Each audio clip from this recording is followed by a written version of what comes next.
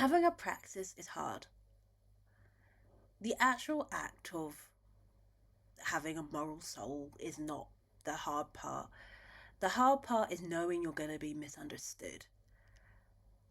However, when you're writing songs about marginalized people, you're writing protest songs, you're writing songs about topics that are very rarely covered. At the end of the day, as long as the right people get it, so be it. We're going to start off by breaking down the lyrics of Weights and what they mean. We start off with section 1, i.e., the chorus. I like lyrics that are direct and get to the point. I'm not a metaphor girly, I'm not a simile girly.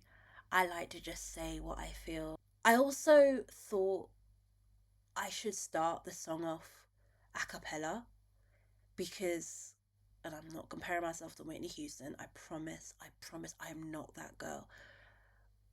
The one thing that gets me about the song I Will Always Love You is the a cappella bit. It's the bit where she just starts off singing and you're just there listening to the voice. The voice. Once you've listened to the song a couple of times, then you'll start listening to the lyrics. This song isn't in the same vein, but it means I can get to the point quicker. So the first point is, if I die tonight, would you hear my body fall or deny my existence? You could have a song just repeating that lyric and it would still get to the same point. If I die tonight, would you be uncomfortable or utter my name? This lyric is based off the philosophy of if a tree falls in the forest and no one's around to hear it, doesn't make a sound. It's the same concept. If I died, but nobody knew about my past or about how I was suffering or even how I died, to be fair, does it count?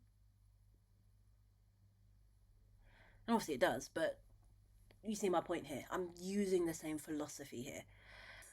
It is 11 at night and my brain is a little bit too sleepy to be doing philosophy at this time. This is done by George Berkeley. This is based on the idea of sound. So like humans sort of grab sound and define it and then put it out to the world, whether it be like physical sound like genre, or it could be something like a pin dropping. George Berkeley's he talks about the human perception and what it means in society, and this saying has been used a couple of times. For me, I related this to Afro-pessimism. I said, if I were to die, would the world acknowledge me? Would you acknowledge me? And never put religious stuff in the comments. I'm not talking about that. Before we continue, we're going to talk about Afro-pessimism. Again, it's 11 at night, but I'm going to try my damnedest. It's the idea that black people are inherently objects in relation to power and aren't afforded to be seen as human in the traditional sense. Okay? Some argue that slavery never ended, that it was just transformed into something different, i.e., rather than the slave being on the field, the slave is in the factory worker, and then years later, the slave is being replaced by the AI data center. Look it up. Others say that like these systems, they work and they all inspire each other. Slavery almost influenced the different type of systems. So yes, slavery was abolished, but it then influenced a new type of capitalism that was perpetuated in the world. Look, it's late. Here's a book that I'm reading. Go read it. That's enough for today. But for me, the lyric is tongue in cheek. It's not supposed to be taken seriously per se. It's not literally asking, if I die tonight, would you care? Instead, it's poking at the idea of, I know you already don't care. I know I'm not human. I know I'm not a physical body. I am already socially dead. But in these sentences, where I'm saying, like, if I died, would you give a rat's ass? As we get on to later into the song, I am taking back agency. That's a lot to take in, so we're going to have a break, and then we're going to get to part 2.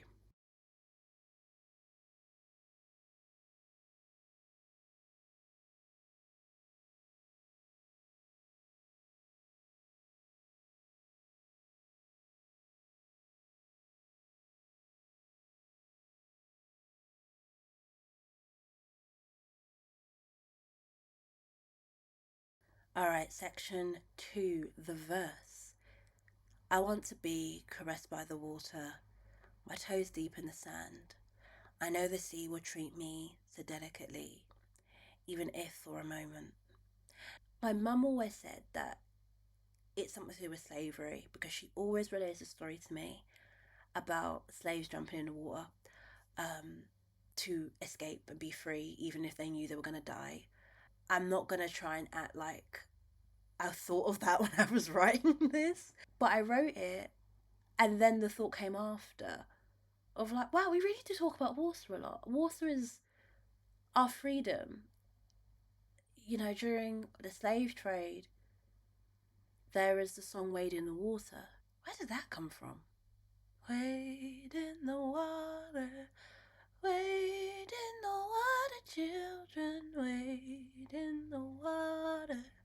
God's gonna give you the water. This is from the American songwriter, The Craft of Music. Today, this song is associated with tunes from the Underground Railroad, a network that helped free slaves during the time of slavery. Famous abolitionist W.B. Du Bois,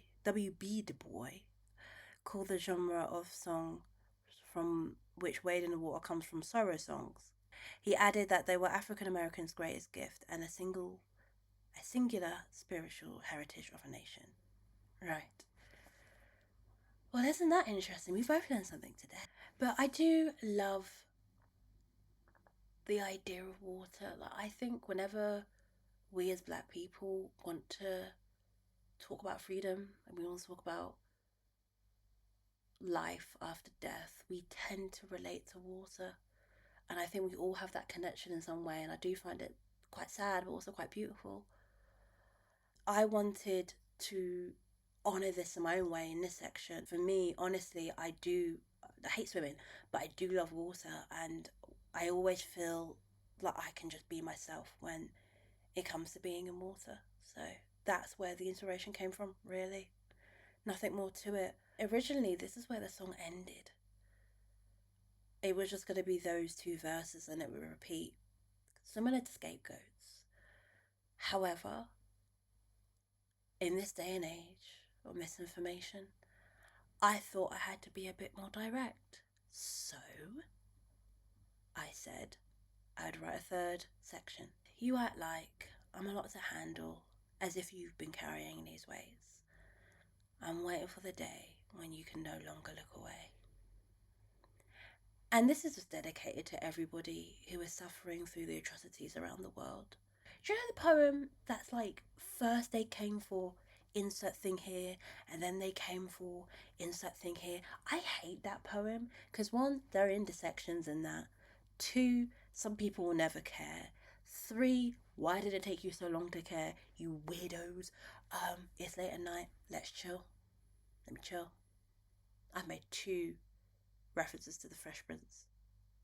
Okay. What will it take for you to care? Is the summary of that section. It's not, again, it's not asking for you to care. It's sort of, again, poking at the idea of like, you want to discard me, you want to throw me away. Sure, you go do that. But at what point are you going to care? Are you ever going to care? Probably not, because it's the last song on the mixtape, but that's beside the point. Of course, it's late and I completely forgot there's a 4th section in this song. So we're going to speed run the analysis of this section. To be fair, it's not actually quite as long as in depth it's a bit more simpler to understand. It goes, I want to be with the birds, reacquaint myself with their tune. Will you show me a love that's evergreen, even if for a moment? We're going to get to the unsavoury topic first. This song was inspired by a song called Evergreen, partially, which was released in the 70s. However, fuck that lady. Let's just say it was inspired by Luther Vandross. Why not? Love the man. He is the voice. He is the moment. R.I.P. to a real goat. Evergreen was released in the 70s. Something I really wanted to encapsulate in this song is emotion. I wanted to really portray emotion. And in this bit, I thought, let's go for it. When you're recording music, it is hard to capture something appropriately because in popular music and mainstream music, you do have to sort of tone it down or follow the hegemony a little bit when it comes to performing. Not fully, obviously, everyone has their own way of performing, but compare that to classical music, which is how I was trained. You are told to go for it at all times. Whatever performance, whatever stage you're on, you need to show off the best parts of your voice in a way that can really illustrate what you're singing. And in this moment, I said to myself, this is what I'm going to do. I am going to sound like a bird. Is that what I want to phrase it? I guess. I wanted to give that falsetto. I wanted to give that almost bird-like, heaven-like quality in the vocal line so that you could really understand what I was trying to say if you hadn't already figured out from the first few lines. Yeah, so that's section 4. And it is one of my favourite bits to sing because the show me just feels very 70s, just that interval. But yeah, that's a bit of me. And let's get back to the video. Ooh. Oh, my legs. I'm breaking the fourth wall. Ow, my legs hurt. I think I wanted to make a video for you all, like the people who have supported me, and actually give you a bit more to chew on. Because rather than doing the, oh my god, this song's about the marginalised, I actually wanted you to understand all the nitty gritties. Because you understand the bare foundations, so I can give you extra homework. Do you know what I mean? So that's why I made this video. I wanted to make this video for people who care about information, who care about reading. Again, I shall recommend some books. I'm going to put them on the screen because this video has been quite heavy. I'm going to end this on quite a funny story. So I actually wrote the end of this video first. Didn't do the start, did the ending. Why? Because I don't write songs in the most conventional manner. I wrote the ending first because I wanted to write a song like Purple Rain.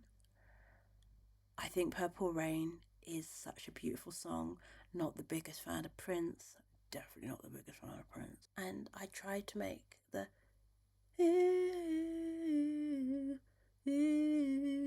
like that bit at the end. And found out quite quickly I'm not Prince. So had to abandon that idea. If you want to go and learn more about Weights, I have a website called weights.single.anushamusic.com. But if you really want to find it, I'll put it in the bio where there'll be a lot of things. If you want some more comprehensive breakdowns of Weights, because Weights is a very big song, let's be honest. I've put down things like the inspirations who inspired my songs, how this journey came to be, some of the behind the scenes. I did really think I was going to get away with making a noose, and we didn't do it in the end. But yeah, that's been my very silly ASMR video on the Weights breakdown. I hope you've enjoyed it. Thank you for the people who continue to buy Weights. I have some really good news that I'm going to share later on in the month. But for now, if you haven't already, go get your tickets for the Frisbee Media Fest. And I'll see you around.